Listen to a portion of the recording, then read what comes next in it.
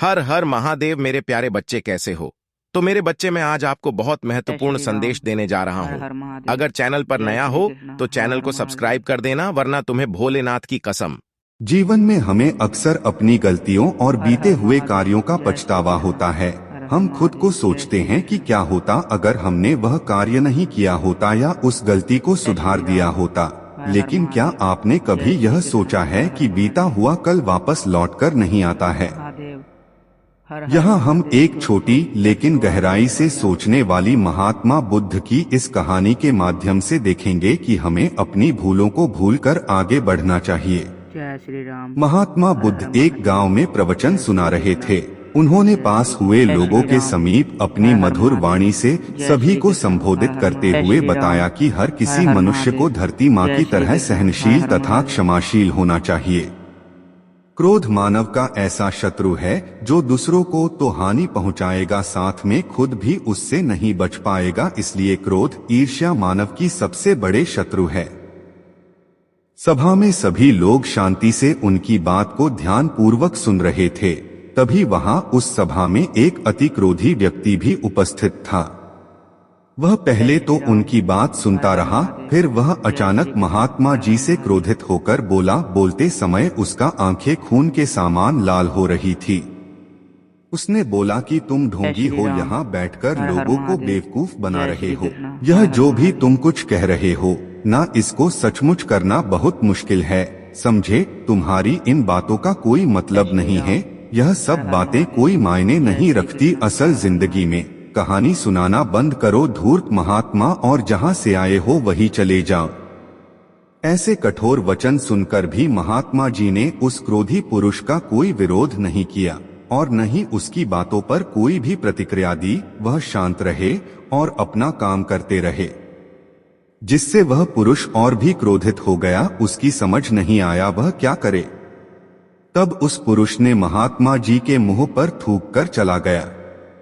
अगले दिन जब उस व्यक्ति का क्रोध शांत हुआ और उसे अपनी गलती का पछतावा हुआ, तब वह आत्मग्लानि में जलने लगा।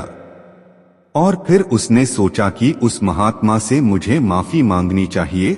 वह महात्मा जी की खोज में उसी स्थान पर गया जहां महात्मा जी कल प्रवचन दे रहे थे। तब उस पुरुष को महात्मा जी के शिष्यों ने उसे उनके पास जाने से रोका, लेकिन महात्मा जी ने अपने शिष्यों को आदेश दिया कि आने दे उस पुरुष को।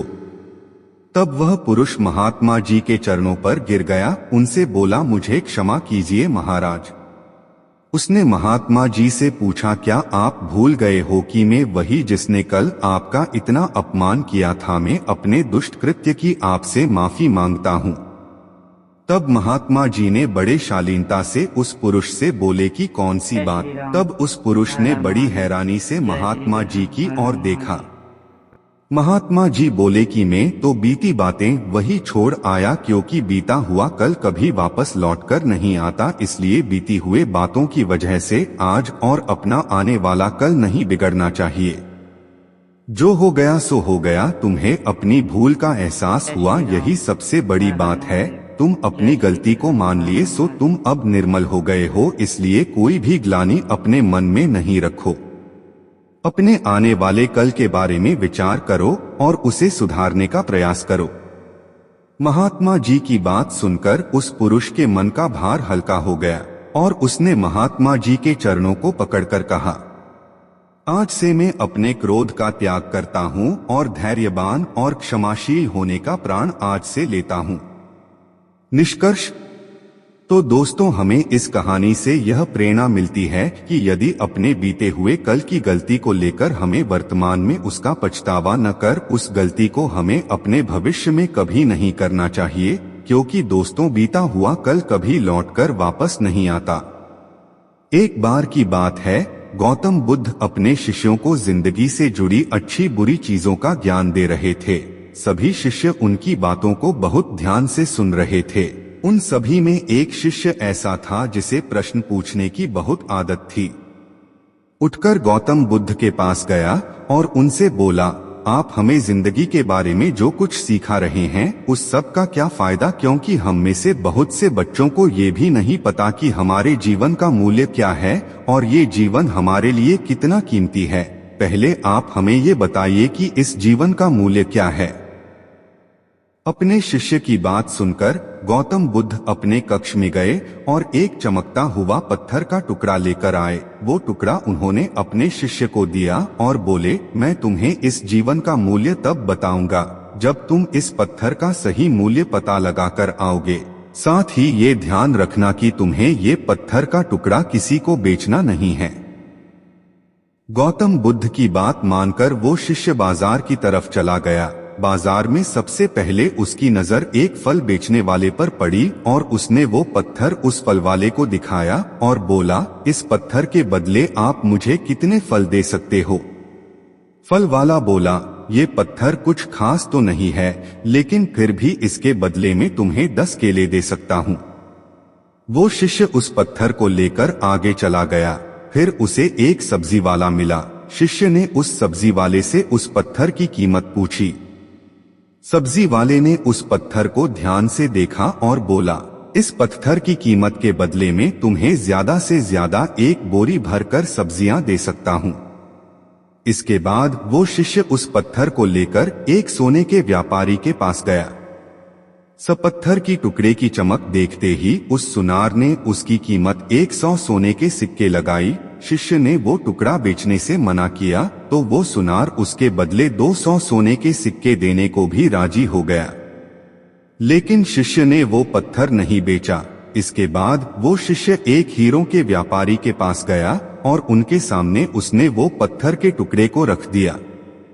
उस पत्थर को देखते ही हीरों के व्यापारी ने एक साफ कपड़ा बिछाया, उस पत्थर को उसके ऊपर रखा, फिर उसकी परिक्रमा की और हाथ जोड़कर उस पत्थर को कपड़े में लपेटते हुए वो बोला, तुम जिसे मामूली पत्थर समझकर उसकी कीमत पूछ रहे हो, असल में ये एक बेशकीमती रूबी है। ऐसा रूबी हर किसी को नहीं मिलता। मैं अगर अपना सब कुछ बेच भी दूं तो भी इसकी कीमत नहीं चुका सकता। उस व्यापारी की बातें सुनकर वो शिष्य हैरान हो गया। वो दौड़ा दौड़ा सीधा बुद्ध के पास आया और उन्हें उसने जो कुछ भी बाजार में हुआ वो सब बताया। उसकी अचरज भरी बातें सुनकर गौतम बुद्ध बोले, तुम्हारे सवाल का जवाब इस रूबी की कीमत में ही छिपा है। हमारा जीवन भी एक रूबी है। रूबी की तरह ये भी बेशकीमती है, लेकिन हम इस बात को हमेशा नजरअंदाज करते हैं और अपने जीवन का मूल्य नहीं समझते। हम दूसरों को देखकर और उनके जैसा जीवन जीने की कोशिश में अपने जीवन की कीमत को कम कर देते हैं। हम ये सोचते हैं कि हमारी जिंदगी की कीमत वही है जो दूसरे हमें बताते हैं, लेकिन ये बात हमेशा ध्यान रखना कि सामने वाला अपनी हैसियत, बुद्धि और अपनी समझ के हिसाब से तुम्हारी कीमत लगाता है। सीख जो हमें गौतम बुद्ध की प्रेरणादायक कहानी से मिलती है। जिंदगी सिर्फ एक बार मिलती है, इसलिए इसको बर्बाद ना करें। अपनी जिंदगी को उतना ही कीमती समझें जितना कीमती आप अपने बैंक में रखे रुपयों को समझते हैं। आज के समय में लोग अपनी जिंदगी से ज्यादा कीमती प्यार, पैसों और दिखावे से भरी चीजों को समझते हैं। प्यार के चक्कर में लोग सुसाइड कर लेते हैं।